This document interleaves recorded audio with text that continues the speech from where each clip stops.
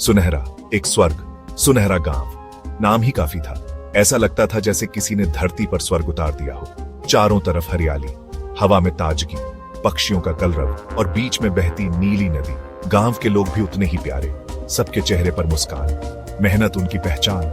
सुनहरा गांव में ही रहता था अमन, मेहनती, ईमानदार, सबका प्यारा। सुबह होते ही खेतों में निकल जाता, दिन भर मेहनत करता, शाम को घर लौटता, चेहरे पर थकान नहीं, संतोष होता।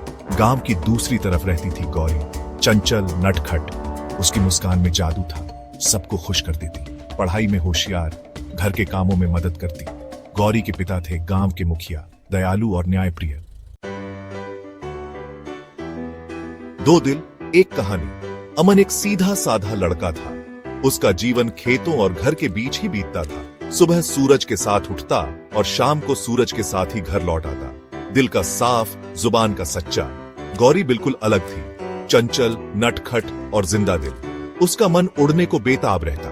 वह नई नई जगहें देखना चाहती थी, नए नए लोगों से मिलना चाहती थी। दोनों एक ही गांव में रहते थे, लेकिन उनकी दुनियाएं अलग थीं। एक दिन ऐसा आया जब उनकी राहें मिली और फिर शुरू हुई उनकी प्रेम कहानी।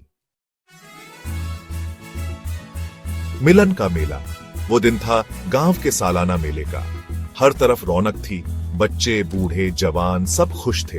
रंग बिरंगी दुकानें सजी थीं, झूले लग चुके थे। अमन भी अपने दोस्तों के साथ मेला देखने आया था।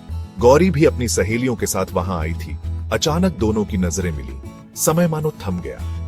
अमन गौरी की खूबसूरती को देखता ही रह गया। गौरी भी अमन की सादगी पर मोहित हो गई। बस यहीं से शुरू हुई उनकी प्रेम कहानी। प्यार और विरोध। अमन और गौरी की मुलाकातें होने लगी। कभी खेतों के किनारे, कभी नदी के घाट पर, कभी मंदिर में।